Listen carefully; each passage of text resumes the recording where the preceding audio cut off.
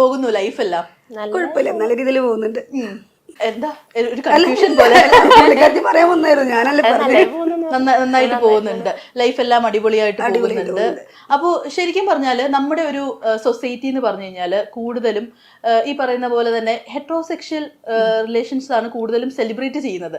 അങ്ങനെയുള്ളൊരു സൊസൈറ്റിയിൽ ഒരു ഹോമോസെക്ഷുവാലിറ്റി അവർ കുറേ പേരൊന്നും സ്റ്റിൽ അക്സെപ്റ്റ് ചെയ്യുന്നില്ല. അപ്പോൾ അങ്ങനെ വരുമ്പോഴത്തേക്ക് how do you feel? Life easy ആണോ? ഒരു പോർഷൻ നോക്കി ഈസിയാണ്, ഒരു പോർഷൻ നോക്കിക്കഴിഞ്ഞാൽ ഈസി അല്ല. ഭയങ്കര നെഗറ്റീവാണ് ഇമ്പാക്ട്, കൂടുതൽ നെഗറ്റീവ് ഇമ്പാക്ട് ആണ് വരുന്നത്. ഒരു വീഡിയോസ് ഇടുമ്പോൾ തന്നെ കൂടുതൽ നമുക്ക് പോസിറ്റീവിനേക്കാൾ കൂടുതൽ നെഗറ്റീവ്സ് ആണ് വരുന്നത്. പക്ഷെ നമ്മൾ വിഷമം തോന്നുന്ന എന്ത് കാര്യത്തിലാ? നമുക്ക് വിഷമങ്ങൾ തോന്നാറില്ല, കാരണം ഓരോരുത്തരുടെ ഒപ്പീനിയൻ അല്ലേ. നമ്മുടെ ലൈഫ് എങ്ങനെയാണെന്ന് നമുക്കറിയാം, നമ്മൾ എത്ര അതിൽ ഹാപ്പിയാണ് സാറ്റിസ്ഫൈഡ് ആണ് നമുക്കറിയാം. അത് പുറത്തൊരാൾ കമന്റ് ഇട്ടേ കൂടെ പോവാൻ നമ്മൾ അങ്ങനെ അല്ലല്ലോ. നമ്മളത് മൈൻഡ് ചെയ്യാറില്ല. അവർക്ക് നല്ല രീതിയിൽ റിപ്ലൈ കൊടുക്കും. ആരാണ് കൂട്ടത്തിൽ ഏറ്റവും പെട്ടെന്ന് ഹൈ ടെമ്പർ ആവുന്നത്? പുള്ളിക്കാരത്തി ഇങ്ങനത്തെ മെസ്സേജ് കാര്യം കണ്ടുപിടിച്ച് അതിന് റിപ്ലൈ കൊടുക്കുന്ന ആള്. ഞാൻ അങ്ങനെ നോക്കാറില്ല, ഞാൻ വീഡിയോസ് ഇട്ടിട്ട് പോകും, പുള്ളിക്കാരത്തി ഓരോ കമന്റ് നോക്കി നോക്കി നോക്കി നോക്കി റിപ്ലൈ കൊടുക്കും. ഭയങ്കരമായിട്ട്. ഒരു 5 years മുമ്പ് നോക്കിയാലും ഇപ്പൊ നോക്കിയാലും എന്തെങ്കിലും കൊച്ചു കൊച്ചു മാറ്റങ്ങളെങ്കിലും വന്നതായിട്ട് തോന്നിയിട്ടുണ്ടോ? ഇല്ല, ഞങ്ങൾ അന്ന് എങ്ങനെയാണോ അതേപോലെ തന്നെയാണ്. നിങ്ങളല്ല ഞാൻ ഉദ്ദേശിച്ചത്, സൊസൈറ്റിയുടെ അപ്രോച്ചിന് മാറ്റമില്ല. നമ്മളെ അറിയുന്നവർക്കറിയാം. അല്ല, നമ്മളെ ഒരു വീഡിയോയിൽ കൂടെ മാത്രം കണ്ട് നമ്മുടെ ഒരു വീഡിയോ കണ്ടിട്ട് അതിൽ വരുന്നവർക്ക് നമ്മൾ ഇപ്പോഴും അറിയത്തില്ല എന്താണെന്ന്. പ്രത്യേകിച്ച് ഞാൻ മുടി കട്ട് ചെയ്തപ്പോ എല്ലാവർക്കും ഡൗട്ട്സ് കൂടുതലാണ്. ഇപ്പൊ ഒന്നുകൂടെ കമന്റ്സ് കൂടുതലാണ് മുടിയുടെ ഹെയർ കട്ടൂടെ ആയപ്പോഴത്തേക്കിന് പിന്നെ നമ്മളിരുന്ന കോസ്റ്റ്യൂം വെച്ചിട്ട് നമ്മൾ ഇതാക്കുക, ജഡ്ജ് ചെയ്യുക.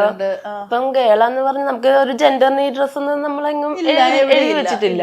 നമ്മുടെ ഇഷ്ടമല്ല നമ്മുടെ ഡ്രസ്സ്. അത് ഹെയറോട് കട്ട് ചെയ്തിട്ട് ഇപ്പൊ മുണ്ടൊക്കെ കൊടുക്കുവാണെങ്കിൽ അന്നേരത്തേക്കിന് കമന്റ്സ് വേറെ രീതിക്ക് പോകുന്നുണ്ട്. ഇപ്പൊ ഓണത്തിന്റെ കുറച്ച് ഷൂട്ടിന്റെ കമന്റ്സ് ഒക്കെ വായിച്ചു നോക്കിണ്ടാവില്ല, ഭയങ്കര ബോറായിട്ടാണ്. കാരണം ഞാൻ ആ സമയത്ത് മുണ്ടും ഷർട്ടും ആയിരുന്നു. അപ്പൊ അതിന്റെ കുറച്ച് കമന്റ്സ് കുറച്ച് ഓവർ കമന്റ്സ് ആയിരുന്നു. ആണാവാൻ നോക്കാണോ എന്നൊക്കെ അതിന് ഭയങ്കരമായിട്ടുള്ള നമ്മുടെ ഇഷ്ടമല്ല ഡ്രസ്സ് എങ്ങനെ വേണമെന്ന്. അത് ജെൻഡർ ഒരു ഹെയർ കട്ട് ചെയ്തെന്ന് പറഞ്ഞാൽ ജെൻഡർ മാറണമെന്നില്ല, ഒരിക്കലും ഇല്ല. അത് നമ്മുടെ സാറ്റിസ്ഫാക്ഷൻ ആണ്, നമുക്ക് ഇഷ്ടമുള്ളത്. തന്നെയായിരുന്നു എന്റെ കോസ്റ്റ്യൂം. ഞാൻ ലുലുമാളിലാണെങ്കിൽ തന്നെ ഞാൻ മുണ്ട് കൊടുത്ത് നടന്നിട്ടുള്ള വീഡിയോസ് ഉണ്ട്. നമുക്ക് കംഫർട്ടബിൾ. പക്ഷെ മുടി കട്ട് ചെയ്തപ്പോ നമുക്ക് എനിക്ക് കുറച്ചുകൂടി ഭംഗിയായിട്ട് തോന്നി പണ്ടത്തേനേക്കാളും. മുടി ഉള്ളപ്പോ ഇതൊക്കെ ചെയ്യണേക്കാളും മുടി വെട്ടിയിട്ട് അങ്ങനത്തെ കോസ്റ്റ്യൂം ഇടുമ്പോ കുറച്ചുകൂടി എനിക്ക് കംഫർട്ടബിൾ. മുടി വെട്ടിയത് ഭംഗിയുണ്ട് സത്യത്തില്. ശരിക്കും അങ്ങനെ ആ ഒരു ബോൾഡ് ലുക്ക് എല്ലാവർക്കും പുൾ ഓഫ് ചെയ്യാൻ പറ്റൂല, നല്ല ഭംഗിയുണ്ട്. അപ്പൊ ഈ ഒരു ലുക്ക് തന്നെയായിരുന്നു നേരത്തെയും? ഞാൻ എന്റെ ഔട്ട്ഫിറ്റ് ഇതൊക്കെ തന്നെയായിരുന്നു, പക്ഷെ മുടി ഉണ്ടായിരുന്നു മാത്രമേ ഉള്ളൂ. മുടി കട്ട് ചെയ്തപ്പോഴാണ് നമുക്ക് നെഗറ്റീവ് ഒന്നുകൂടെ കൂടുന്നത്. ഇപ്പൊ ഹെയർ ഉള്ളപ്പോ അത്ര നെഗറ്റീവ് മാറാൻ പോവാണോ, നിങ്ങൾ ഒരാൾ മാറുകയാണോ? എല്ലാവരുടെ ഡൗട്ട് ഇപ്പൊ അതാണ്. നാട്ടുകാർക്ക് അവർക്ക് കുഴപ്പമില്ല. പക്ഷെ ഞാൻ പണ്ട് എങ്ങനെയായിരുന്നു അതേപോലെ ഞാൻ ജെൻഡർ മാറാൻ എന്തായാലും ഉദ്ദേശിച്ചില്ല. പക്ഷെ എന്റെ ഒരു കോസ്റ്റ്യൂം ആണെങ്കിൽ എന്റെ ഹെയർ ഞാൻ അതിന് കുറച്ച് വെറൈറ്റി പിടിക്കാൻ ആഗ്രഹിക്കുന്ന ഒരാളാണ്. അപ്പൊ അതുകൊണ്ട് വെട്ടി.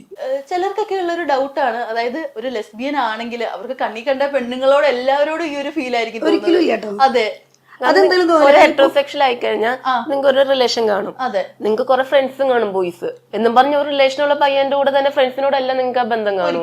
അതിന് നമ്മുടെ ഇടയിൽ നമുക്കൊരു പാർട്ണർ ഉണ്ടെന്നും മതി, നമുക്ക് അമ്മയുണ്ട്, ചേച്ചിയുണ്ട്, എല്ലാരും ഉണ്ട്, നമുക്ക് ഫ്രണ്ട്സ് ഉണ്ട്. അവരൊക്കെ ആ പ്ലേസിന് നമ്മുടെ മനസ്സിലും. അതായത് നിങ്ങൾക്കൊരു ബോയ് ഫ്രണ്ട് ഉണ്ടെന്ന് വിചാരിച്ച് ബാക്കി എല്ലാ ആമ്പിള്ളേരും നിങ്ങളുടെ ഫ്രണ്ട്സിനെ എല്ലാം ആ റിലേഷനിൽ കാണും. നമ്മുടെ കാര്യത്തിൽ വരുമ്പോ ഡിഫറെന്റ് ആണ്. എല്ലാ പെമ്പിളേരെ കൂടി വിടും. എല്ലാ പെമ്പിളേരെ കൂടി അതൊന്നുമില്ല. പുള്ളിക്കാർക്ക് അറിയാം, ഞാനും വിടും. അങ്ങനത്തെ പ്രശ്നമില്ല. ഞങ്ങളിപ്പോ ഞാൻ പറയാറില്ല, ഫ്രണ്ട്സ് ആയിട്ട് അവരിയ്ക്കും, ഞങ്ങള് അവരുടെ ബോയ് ഫ്രണ്ട്സ് കൂട്ടിട്ട് ഞങ്ങൾ അങ്ങനെ പോകും. എന്തെങ്കിലുമൊക്കെ വാങ്ങിക്കാനൊക്കെ ഞങ്ങൾ അങ്ങനെ പോകും, ഇവരവിടെ ഇരിക്കും. ഞങ്ങളുടെ അങ്ങനത്തെ ഒരു ഡൗട്ട് ഇല്ല. ഞങ്ങൾക്ക് അങ്ങോട്ട് നന്നായിട്ട് അറിയാം. ഏതെങ്കിലും ഫ്രണ്ട്ഷിപ്പ് നഷ്ടപ്പെട്ടിട്ടുണ്ടോ നിങ്ങൾ ലെസ്ബിയൻസ് ആണ്? എല്ലാവരും. അയ്യോ, അതെന്ത് പറ്റി? അത് ഞങ്ങളുടെ റിലേഷൻ എനിക്കറിയത്തില്ല. അതിപ്പിന്നെ ഞാൻ ആരോട് കോണ്ടാക്ട് ഇല്ല. അവരെല്ലാരും റിലേറ്റീവ്സ് തന്നെ കുറെ പേരും ഇപ്പോഴും എന്നോട് ഇത്ര ഇയേഴ്സ് ആയിട്ട് എന്നോട് മിണ്ടാത്തവരുണ്ട്, അക്സെപ്റ്റ് ചെയ്യാത്തവരുണ്ട്. നമ്മുടെ ജീവിതം കണ്ടിട്ടും ഞാൻ അതിൽ ഓക്കെ ആയിട്ട് ജീവിക്കുന്നുണ്ട് നന്നായിട്ട്, എന്നിട്ടും അവർക്കത് അക്സെപ്റ്റ് ചെയ്യാൻ പറ്റുന്നില്ല. കൂട്ടുകാര് ആരുമില്ല, എൻ്റെ കൂടെ പഠിച്ചവരുമായിട്ടൊന്നും എനിക്കൊരു ബന്ധമില്ല ഇപ്പോഴും. കാരണം അവരെല്ലാമേ 2-3 പേരായിട്ട് കണക്ഷൻ ഉണ്ട്. അവരോടായാലും ഞാൻ ഇങ്ങനെ ഒരു റിലേഷൻ ആയിന്ന് നമ്മുടെ ഫ്രണ്ട്സിന്റെ ടോക്ക് വരുമല്ലോ നമ്മളിങ്ങനെ വീഡിയോസ് കണ്ടു തുടങ്ങുമ്പോൾ, തന്നെ ഞാൻ കൂടെ നിന്നവരോടൊക്കെ ചോദിച്ച് നിന്റെയൊക്കെ അടുത്ത സംഗീതം ഇങ്ങനെ ആയിരുന്നു. എല്ലാവരുടെയും അപ്പോഴത്തേനും തിങ്ക് വരുന്ന അങ്ങനെയാണ്. എല്ലാ പെൺപിള്ളേരോടും അത് നമ്മുടെ ജനറേഷൻ എന്ന് പറഞ്ഞിട്ടും കാര്യമില്ല, ആർക്കും മാറ്റമില്ല. പുറത്ത് മാറിയെന്ന് കാണിച്ചാലും എല്ലാവരുടെ ഉള്ളില് ഇങ്ങനെയൊക്കെ തന്നെയാണ് എല്ലാരും വിചാരിക്കുന്നത് ഇപ്പോഴും. അപ്പൊ ഇപ്പം നമ്മുടെ ബിഗ് ബോസിൽ തന്നെ ഈ പറയുന്ന പോലെ ലക്ഷ്മി ഒരു സ്റ്റേറ്റ്മെന്റ് പറഞ്ഞിട്ടുണ്ടായിരുന്നു, അതിലെ നിന്റെയൊക്കെ വീട്ടിൽ കയറ്റാൻ കൊള്ളാത്തവളുമാരെന്ന്. ശരിക്കും ഫ്രണ്ട്സ് ആരെങ്കിലും അങ്ങനെ വീട്ടിൽ കയറ്റാതിരുന്നിട്ടോ അങ്ങനെയൊക്കെ? ഒരിക്കലും ഇല്ല കേട്ടോ. ഞങ്ങളെ ഒരുമിച്ച് അറിയുന്ന എല്ലാവർക്കും അറിയാം ഞങ്ങളുടെ റിലേഷൻ. അവർക്കതൊരു ബുദ്ധിമുട്ടേ അല്ല.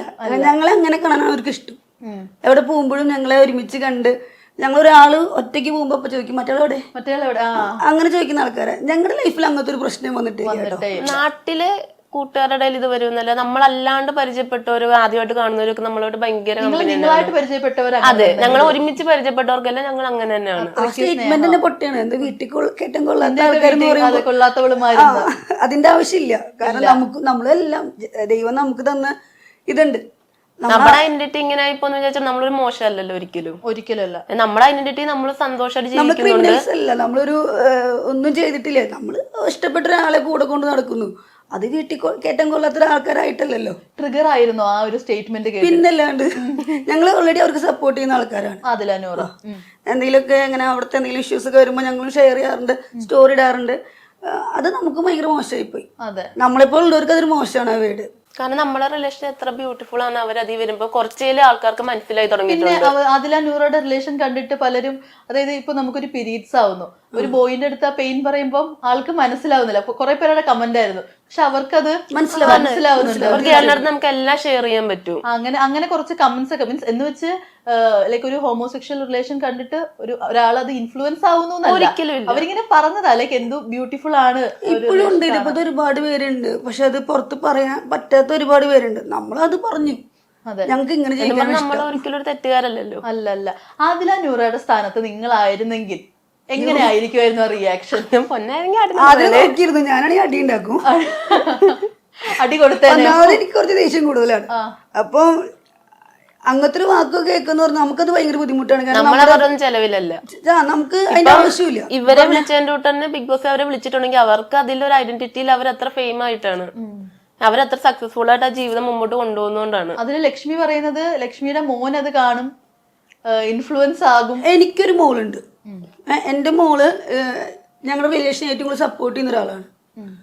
അപ്പൊ ആ മക്കള് മാത്രല്ലല്ലോ, പെൺമക്കളുള്ളവരാണ് ഏറ്റവും കൂടുതൽ പേടിക്കേണ്ടത് അല്ലേ. എനിക്കൊരു മോളുണ്ടായിട്ടും ഞങ്ങൾ ഒരുമിച്ച് റിലേഷൻ കൊണ്ടുപോകുമ്പോൾ അവൾക്കൊരു കുഴപ്പമില്ല. എന്റെ എന്റെ ഉള്ളിലല്ലേ, അതുപോലെ ഇൻഫ്ലുവൻസ് ആവാനാണെങ്കിൽ ഈ ലോകത്ത് എത്ര ആൾക്കാരുണ്ട്. അപ്പൊ എനിക്കൊരു നിങ്ങളെ കണ്ടുമ്പോ ഞാൻ ഇൻഫ്ലുവൻസ് ആയി ഞാൻ ഹെറ്ററോസെക്ഷൽ ആവത്തില്ലേ? അങ്ങനെ ഒരിക്കലും ആവാൻ പറ്റത്തില്ലല്ലോ. നമ്മളെ കണ്ടിട്ടല്ല അവര് വളർന്നത്. അവര് വലുതായി വരുമ്പോ ചിലപ്പോ അവർക്കും ചേഞ്ചസ് വരാം. അവരുടെ ഏജിലാണ് അവരുടെ ഐഡന്റിറ്റി ഡിക്ലെയർ ചെയ്യുന്നത്. അല്ല നമ്മൾ ഒരാളെ പറഞ്ഞ് നിങ്ങൾ ഇങ്ങനെ തന്നെ ആവണം എന്ന് കൊണ്ടുപോയി ഒരിക്കലും അവർക്ക് ആ റിലേഷനിൽ പറ്റത്തില്ല.